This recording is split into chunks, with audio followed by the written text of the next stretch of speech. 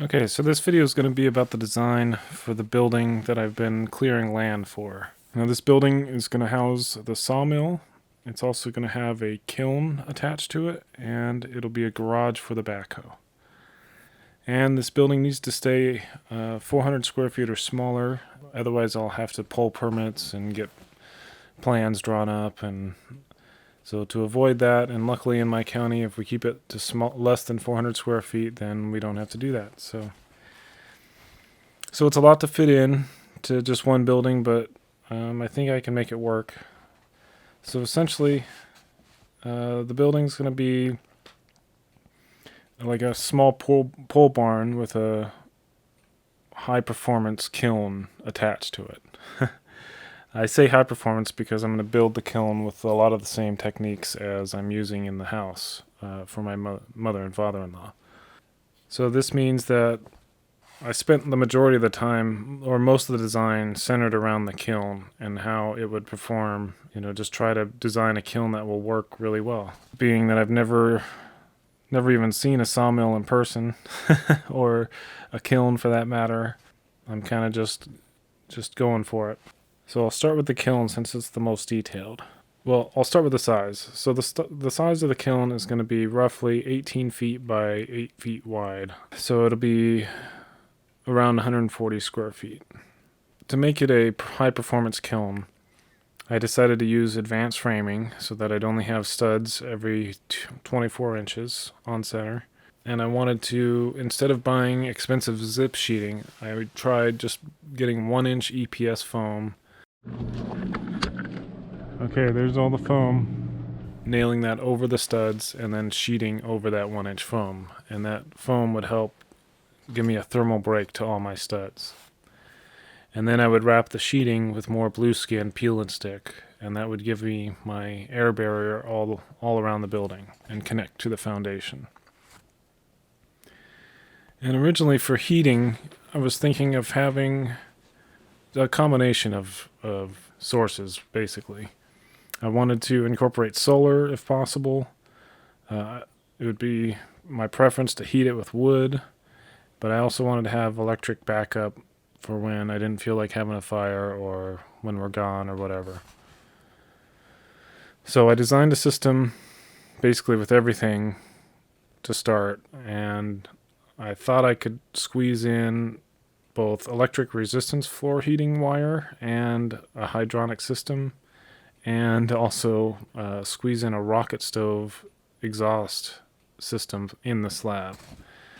And in the end, I ended up abandoning the electric floor resistant heat wire and just put in a hydronic radiant loop, and I attempted to put in a chimney.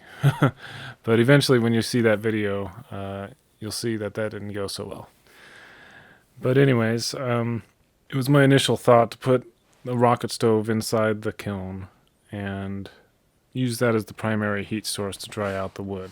And so for the rocket stove, I would put the chimney pipe in all around the perimeter of the building, and when you had a fire, it would treat the slab as a thermal mass, and that would slowly radiate the heat out over a longer period of time rather than just a quick fire.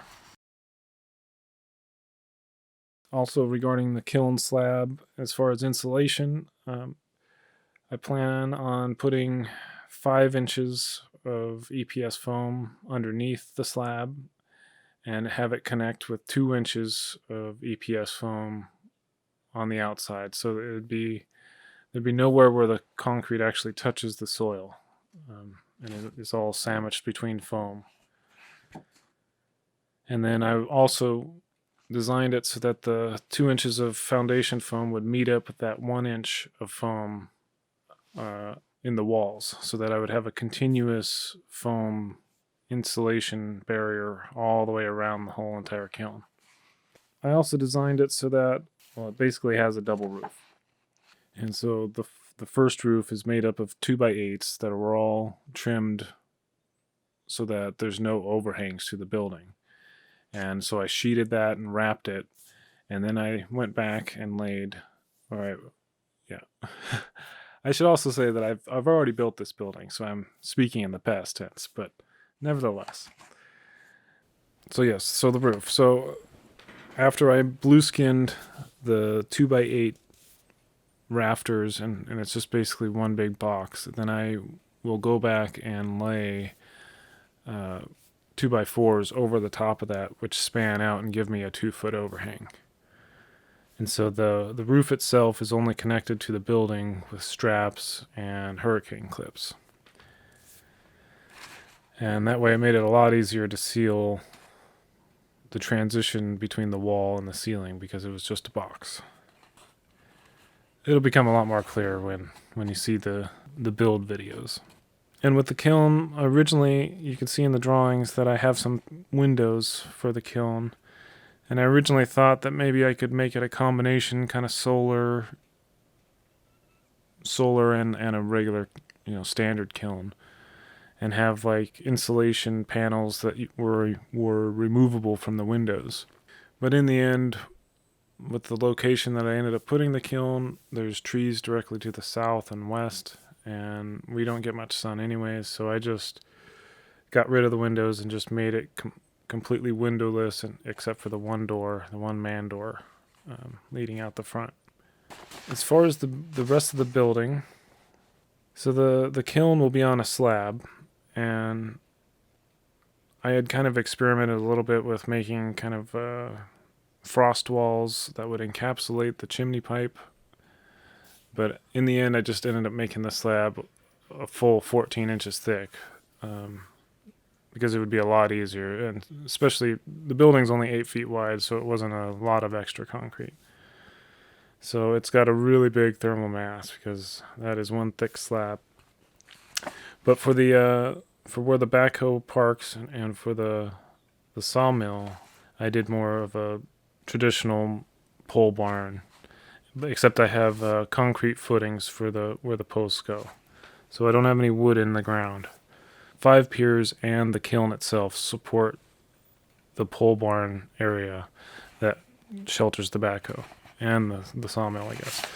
You see that I've drawn some trusses. I thought at first maybe I'd go ahead and try to make my own trusses, but then I realized that if I just did 2x8s and framed it with 2x8 rafters, it'd be a lot simpler, and so that's what I did instead.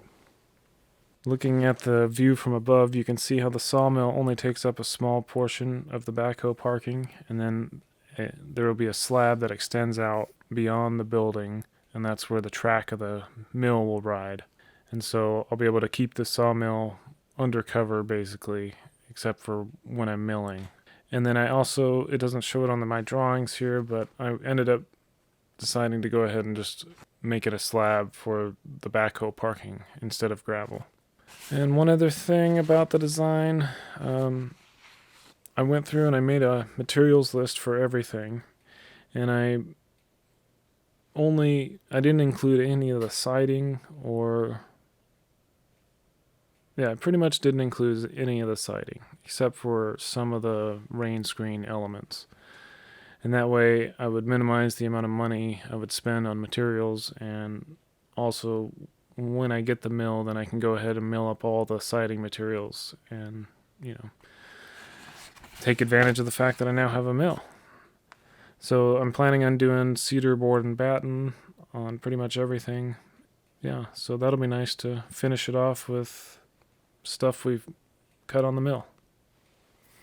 And also in my drawing there I show a green roof, but I don't think I have time to really tackle that one right now, so I'm going to go ahead and just do standing seam metal roof on the whole thing, the same as we did on the house, and be done with it.